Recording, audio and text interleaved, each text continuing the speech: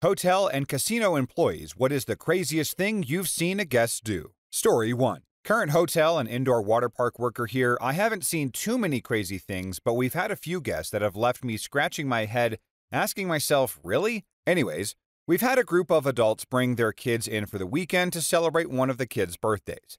They ended up staying on the 4th floor in one of our loft suites. Now, these suites are easily the nicest rooms we have, cost way more, and can hold 11 guests. We received numerous complaints over their stay from other guests about the noise, yelling, kids banging on the walls, etc. The crazy thing they did is that they trashed the room from one end to the other.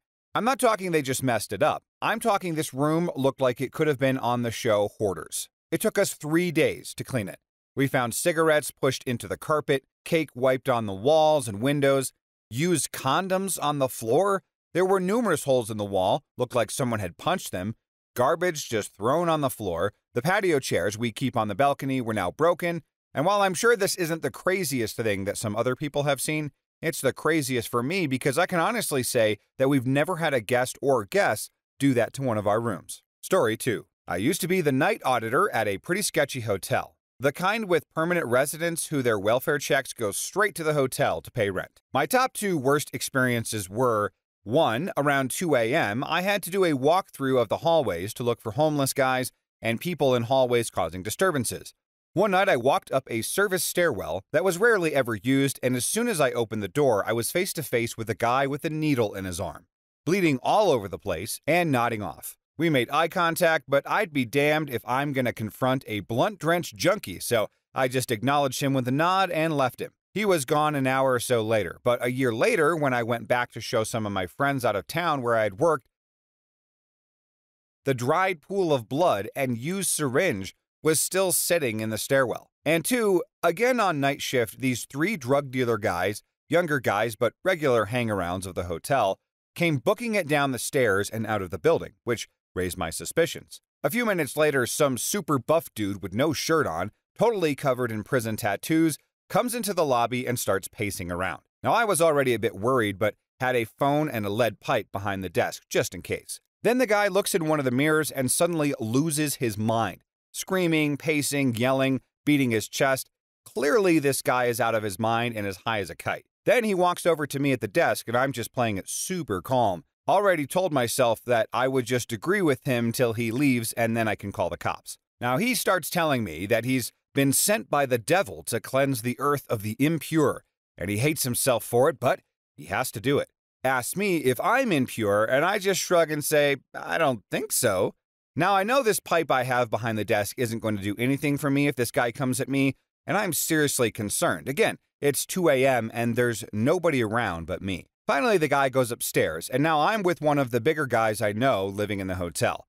He starts freaking out because there's no power in his room. Turns out that the psycho had turned off all the breakers on every floor of the hotel, so it was total darkness. I got on the phone to the cops immediately and started going through the check-in Rolodex to see who this guy was. And here's the icing on the cake. His only ID to check in were his release papers from prison, which showed that he had just served 450 days for assault. The cops showed up, like 8 of them, when I told them his name and that he had just gotten out, and then took him away. So that was pretty terrible, and probably one of the only times I've ever seriously feared for my safety or life. Now, I'm not an expert on hotel procedures or anything, but I would like to think that when a sketchy-looking dude checks into your hotel with only his paperwork from prison, that might be a sign of bad things to come. No amount of metal pipes are going to save you from that crazy guy high on drugs and running around without a shirt, because when the shirt comes off, you know it's getting really serious and some stuff is about to go down. That's some nice fast thinking, though, by not admitting that you need to be cleansed from the earth. That's a good call. Story 3. I worked the front desk on the graveyard shift at the Pepper Mill in Reno, Nevada, for about a year, and I saw quite a bit of ridiculous stuff. One story that sticks out is a gorgeous girl that is as drunk as ever coming down the escalator in the lobby from the club that they had there. She was in stiletto heels, short skirt, etc., wobbling really bad. Then she gets off the escalator and, looking green in the face, she starts hobbling, jogging to the trash can to puke. She misses the can entirely and pukes all over the marble floor. What makes this hilarious is she was with some Guido Affliction shirt-wearing dude, and as she pukes and misses, the guy runs over to help pull back her hair or something. When he gets to her, she slips in the puke and then grabs him for stability, and he has her for a second until he takes a step to get more leverage, and then he slips and they both go down in the puke. They were literally rolling around in the puke. Then security helped them up, and I have no idea what happened to them after that. Story 4. Casino security supervisor here. I was doing an escort of a chip run where we escort another employee who carries chips across the floor to a table, and that was worth about $47,000. Of course, I called it up to our surveillance team and they were watching on their cameras. Some guy walking by grabbed the case of chips and made a run for the door. I was hot on his heels, but he was fast and the casino was crowded. Now at this casino, our surveillance guys had the controls for the magnetic locks on the doors, which were 10,000-pound test. They locked the doors he was running to, and this guy barreled headlong into the doors, knocked himself out cold. We secured the area, collected the chips, cuffed the guy, and got him into the security office to wait for the police.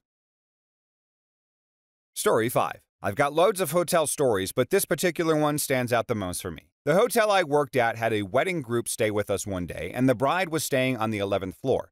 During the morning of the wedding ceremony, as the bride was getting ready, she hung her wedding dress on the in-room sprinkler head, despite there being a sign explicitly stating not to hang anything on the sprinkler head. A couple minutes later, we started getting guest complaints of water dripping from their ceiling, and the local fire department was at our entrance. They rushed up extremely eager to knock down the guest door, despite us telling them that we can just use a master key. Long story short, we found the bride locked inside her bathroom, refusing to open the door or get out of the bathtub because she didn't want to ruin her makeup. The water damage caused during this incident spread from the 11th floor all the way down to the 5th floor, and 5 years later we are still dealing with repairs as problems arise. We charged the guest absolutely nothing for this incident since insurance did cover it.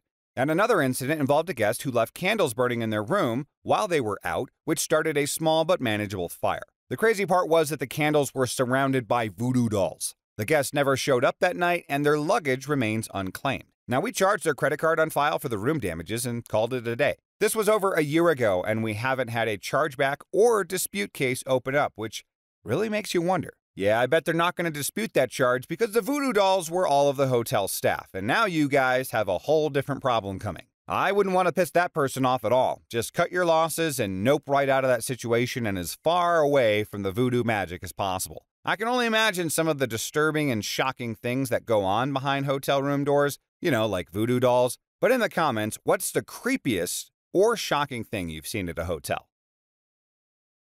Story 6. So I'm making myself a hot chocolate one morning, just hanging out, getting ready for the day, and a lady comes in, 5'0", looks a little intoxicated, nothing out of the ordinary for 9 a.m. on a Tuesday, asking for a specific duty manager, Samantha, who happens to be running the floor. Just as a setup, our gaming floor is serviced by a big, long, semicircular bar that contains the bar, cashier station, the bistro counter, and then leads into the tab. Now that's an off-site betting public bar where you bet on horse racing for international audiences. Now it's not a requirement to have security during the day at our venue, as it's only got 100 poker machines, only from 7 p.m. till 5 a.m. Not a problem. I pick up the phone and tell Sam, hey, there's someone here to see you. Sam opens the manager door, sticks her head out, and the lady spots her and loses her mind. Come here, you jerk. I'm going to cave your head in, you jerk. Ban me and I'll end you. She was a very polite person. She jumps the bar and makes a dash for Sam. Now, Sam locks herself in the cash room, and this crazy lady is trying to tear the door off its hinges, all while standing in the cashier station where there's about $20,000 of cash in an unlocked drawer. I grab her, drag her back towards the bar, and she gets a little kick in my nuts and makes a dash for the kitchen. Now, where our second player enters the game, it's Lex, our new head chef's first day, and he's setting up, doing stock takes, sharpening knives, chef stuff. Now, this crazy woman bursts into the kitchen and grabs a knife from Lex.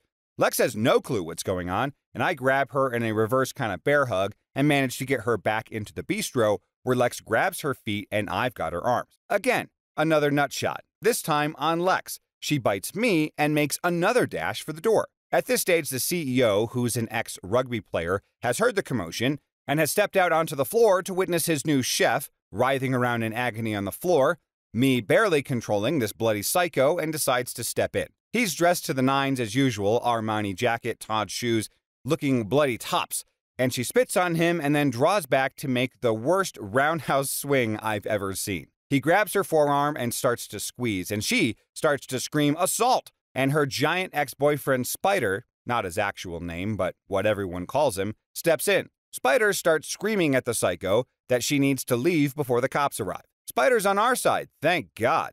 Now Psycho has CEO by the tie, Spider and I have a leg each, and we finally have enough control to grab her out kicking and screaming out the front. The cops finally arrive in a van, which has a cage on the back to lock up people who are being arrested. Now 2 female officers grab the psycho, pull her arms up behind the back, sweep the leg, and drop her to the ground like a sack of potatoes. Cuffs on, in the back of the van, kicking, screaming, biting, spitting, and all around being a general jerk. The cops come inside to get a statement, I make them a coffee, and we all explain what's happened. Meanwhile, this psycho is kicking the living crap out of the van. One of the cops is grabbing at her hamstring and wincing. I figured she's been kicked or beaten. She says to me the most upsetting part of assaulting her was when she had to bend down and pick the woman up off the ground. The cop had played netball and had a rough game of it the night before, and her hamstrings were a bit tight. So, that's the story. Story 7. Not an employee, but a weird gambling story. So in Vegas around 5:30 in the morning, my uncle and I were pretty drunk and only the 2 guys playing at a craps table, having a good time. Suddenly, this normal-looking older gentleman comes up to the craps table and sits right next to me. We greet him like, hey, how you doing? And don't say a word. So, it's now 4 people in a row, the dealer, uncle, myself, and a new guy. He doesn't bet anything till the dice come to him, at which point he produces a black card and asks for 25 in a very thick Russian accent. Now, the pit boss comes over and checks his pertinence and hands him $25,000 in chips. He then passes his turn and the dice go to me. I roll an 8 and the guy proceeds to carpet the table in bets. Keep in mind that we are betting around $50, so after he is done with his bets, I roll a 7 on my second roll. The table gets wiped. We all stare silently. Dude doesn't say a word. I kept thinking that he just bet and lost 2 of my cars. Well, the dice now go to my uncle and the guy pulls out his card again and asks for $50,000. My uncle rolls a 6 on his first roll, and the guy proceeds to once again carpet the entire table in bets. My uncle rolls a 7 on his second roll and clears the table again. The dude just bet and now has lost the equivalent of my college tuition. Now this time he starts going off, swearing in Russian, not at me or my uncle, but just at random. The dealers are waiting politely and the pit boss gets nervous, but the guy calms down and pulls his card out and asks for another 50 grand and passes the dice to me again. Now after that, we had ended up playing in complete silence until about 7:30 in the morning, this guy betting outlandishly and never touching the dice himself. We ended up with the better rolls, he recovered most of his money, and when he packed up to leave, he turned to me and said in his Russian accent, "Thanks for nothing," and tossed a yellow chip on the table and left. What's even more impressive is that this Russian oil tycoon, I'm just guessing, managed to blow all of that money in the matter of 2 hours early in the morning. So what the heck does the rest of his day look like now? Do you just have a casual breakfast after this and go blow a couple million playing blackjack or something? Probably gets bored with that and then goes and buys a new yacht. Man, how the 1% lives is truly remarkable. Story 8. My brother's story from a hotel casino that he did maintenance and plumbing at. A group of Latino men were staying at the hotel. No big thing, they got a lot of tourists who come to the casino and surrounding area. Well, one day, a group of white guys came in and went directly up to the hotel room and came out shortly later. They gave the front desk girl a slight nod and walked out, and less than 5 minutes later, cops and the DEA were everywhere. These guys were second tier in a Mexican cartel, trafficking powder in the area. Now, my brother came out of the room. He was fixing something in there to see them taking the 2 men out of the room and then taking out, in his own words, those bricks of white powder in plastic wrap that you see in the movies. The guys who had just gone up to the room were undercover agents who had just been posing as local powder dealers for a while. No one ever came to collect their stuff. The cops took the firearms, money, fake passports, IDs, etc. within the 30-day lost and found period. My brother got 4 nice pairs of leather shoes out of it, as well as a few button-down shirts. And another employee got all of their designer denim. Story 9. I was working as a dealer in a casino in the 90s, but the story is about the slots. Our machines actually paid in tokens, not on a credit card, and people would carry around their winnings in a small paper tub that you'd get like popcorn in at the movies. Anyway, People would walk by someone's tub and quickly grab a handful of tokens. They pissed the wrong guy off, though, and it was now our problem for a long time. So somehow someone, or a group of people, started filling the tubs halfway with liquid crap. Now, I don't know how someone could produce this stuff and this consistency and its quality, but anyway, they'd basically find places to put these. They'd cover the crap with a layer of tokens so that if you glanced at it, it looked like someone had $50 worth in there that you could steal. So people would consistently be freaking out because they grab a handful of liquid crap with like $2 worth of tokens in it. They hid them out of the way of the camera and we never caught them. Did they sneak in a blender too in order to get this kind of consistency, or is that just a result of too much coffee and cigarettes? At least that likely cut down on the incidence of stolen tokens for a while, because no amount of money would make it worth to dip your hands in liquid poo left behind a gambler. Story 10. A friend of mine was blind drunk one night on a weekend away. Like he was communicating by grunting and pointing, his mumbles were drunk. He made us stop at the convenience store on the way back to the hotel and bought a 4-pack of Guinness and a hand of bananas. Now, nobody knows what's going on, but the guy wants a snack, so we can handle it. When we get back, he takes a pillow into the bath and screams at us to promise him that we won't use the bathroom sink. What the heck? Okay, fine, sure. Are you okay? Why are you taking a pillow into the bathroom, though? Don't you want to go to bed? He decides that we are not to be trusted and then shuts the door. As we are getting ready for bed, we hear him tipping cans of Guinness down the bathroom sink. 9 a.m. or some early hour, the housekeeping turns up. Now, we all have hangovers, and I don't know how he feels. She comes in and opens the bathroom door and shrieks. We run over and realize why. We see what she sees, and on her left, a naked man sleeping in the bathtub, and on the right, a full sink of Guinness with about 4 bananas floating in it. Having spent a few hours there, they were now lumpy and the color of the beer. I don't need to tell you what this looks like. You idiot, we think. You genius. He wakes up and quickly assesses the situation. He remembers his cunning plan to float bananas in a sink full of Guinness. He stands up out of the bath and starts plucking bananas out of the sink and cramming them into his mouth, all while maintaining ferocious eye contact with the terrified housekeeper. The way that she shrieked the second time made me think that it was the craziest thing she'd seen a guest do, before running away, never to be seen in our room again. Story 11. I was a bouncer at the Hollywood Casino. Now, we have a regular there who just so happens to be a midget. He's insanely nice, respects staff, tips well, and he understands how damn well interesting it is to be that small. He even showed a crowd of like 10+ people that he can really kick himself in the forehead. However, one night he came in looking unusually spiffy. Now, he said it was a special occasion and that he was going to meet some people. I hear people cheering him on, having a good time, but no complaints. It's going well. About 4 hours pass and he comes outside. Now, I see him with 2 girls, a blonde and a brunette, both in short dresses, walking with him. He's got a cigar in his mouth, and he calls the valet and he brings out a silver Lamborghini. The guy's straight up pimping tonight. He looks back at me and I give an approving thumbs up. He has one girl on his lap, which was supported by pedal extenders, and another girl in the passenger seat. They're both kissing him as the suicide doors go down, and as he drives away, I feel like a proud parent watching his kid go to college. And here is the modern version of Tyrion Lannister from Game of Thrones, ladies and gentlemen. The story of this guy's life must be extremely fascinating. Like, where did he get his money from? We must know details. I appreciate this guy's attitude and ability to live life to the fullest, despite being born with a rare condition like this. He did not let it get him down, and now has the life that most of us only dream of. So well played, sir. Well played.